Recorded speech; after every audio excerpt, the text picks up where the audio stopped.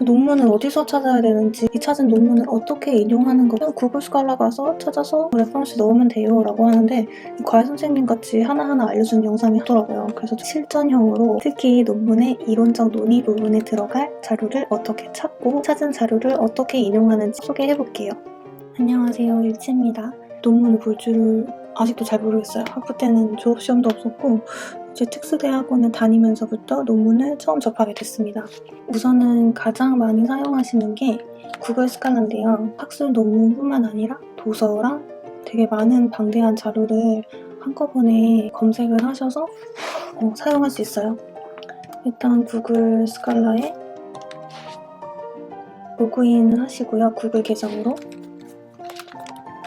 저희 학교 같은 경우는 학교 메일 계정이 구글이라서 요 .ac.kr 이 이메일이 나오는데 이런 이메일이 있으시면은 구글 스칼라 학술 검색을 조금 더 편리하게 하실 수 있습니다. 구글 스칼라 설정에 가셔서 라이브러리 링크가 있어요. 여기에다가 접속할 수 있는 학술 정보원이라든지 온라인 도서관 사이트를 등록을 해두세요. 이 똑같은 ac.kr로 로그인할 수 있는 라이브러리를 여기 설정에다가 추가를 해두면 이 구글 학술 검색 결과에 그 학술 검색 사이트 결과도 함께 노출되게 됩니다.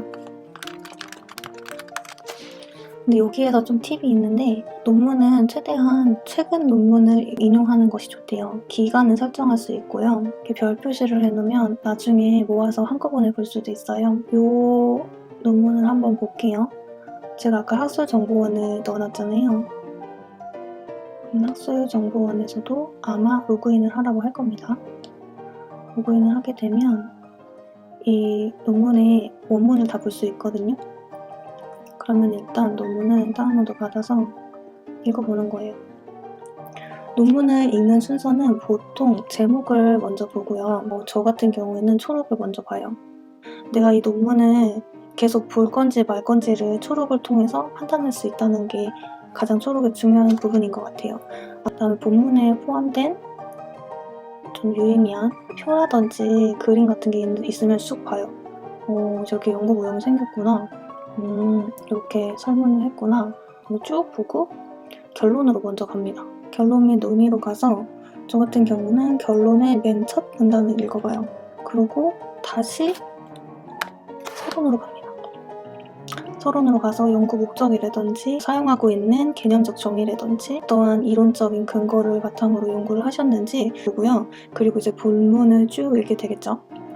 보통 이런 순서로 논문을 많이 읽으시는데 초록 본문의 표를 쭉 보고 결과에 대한 논의의 첫 문단을 읽고 다시 서론으로 돌아와서 본문을 읽는다고 했는데 거꾸로 생각하면 논문을 쓰실 때도 초록의 사람들이 좀 내 논문을 읽을 수 있게 내용들을 쓰는 것도 중요하고 결론의 첫 문단에는 연구에 대한 어떤 결론들이 나와주면 좋겠죠. 그래서 이 논문이 좀 괜찮은 것 같아. 그러면 다시 저는 아까 구글 학술 검색에 이 별 옆에 따옴표 아이콘이 있는데요.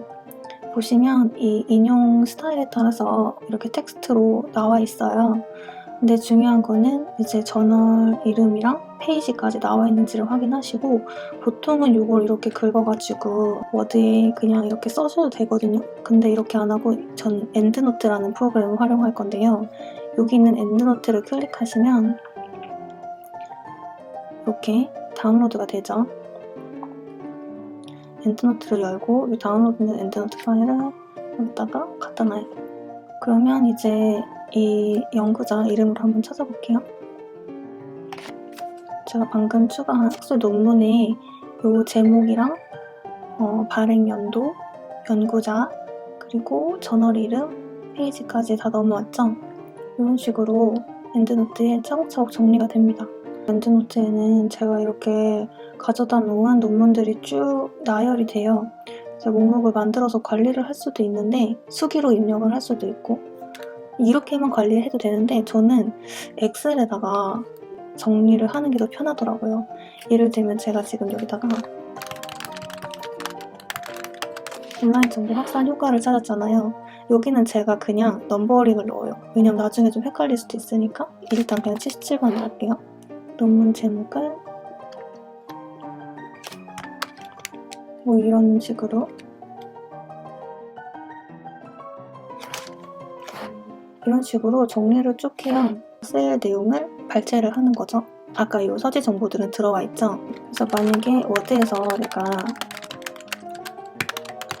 여기에다가 제가 지금 방금 가져온 거 넣고 싶은 거예요. 그러면은 이 엔드노트 탭에 가서 Insert Citation을 클릭하시면 여기다가 아까 이 저자 이름을 검색하셔도 되고 아니면 그냥 이거 아까 엑셀에 써놓은 거 통째로 넣으시면 나오죠.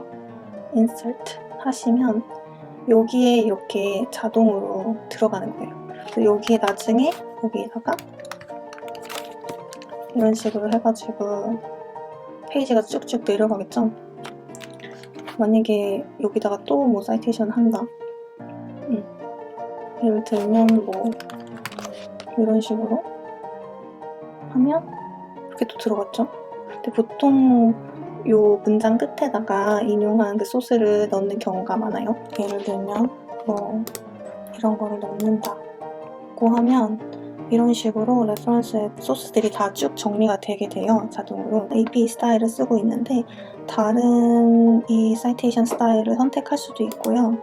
예를 들어서 내가 괄호가 이게 마음에 안 든다. 그러면 Convert to Plain Text로 바꿔버리시면 이런 식으로 편집할 수 있는 형식이 됩니다. 이게 이제 링크가 끊어지게 되는 거죠. 텍스트로 변환을 해서 형식들을 수정할 수가 있고요. 논문을 다 작성하시고 난 다음에 최종 버전에서 모든 사이테이션들을 텍스트로 변환하면 편집하기가 조금 더 수월하다고 합니다. 저는 컴퓨터를 진짜 못하고요. 논문도 한 번도 안 써봤는데 이번에 막 이 프로포저를 쓰면서 막 이것저것 찾다 보니까 너무 어려워가지고 이렇게 같이 영상으로 공유를 해봤고요. 직장인 대학원생분들도 그렇고 대학원생분들도 그렇고 다른 전공하시는 학생분들도 그렇고 영상이 많이 도움이 되었으면 좋겠습니다. 다음에 또 만나요. 안녕.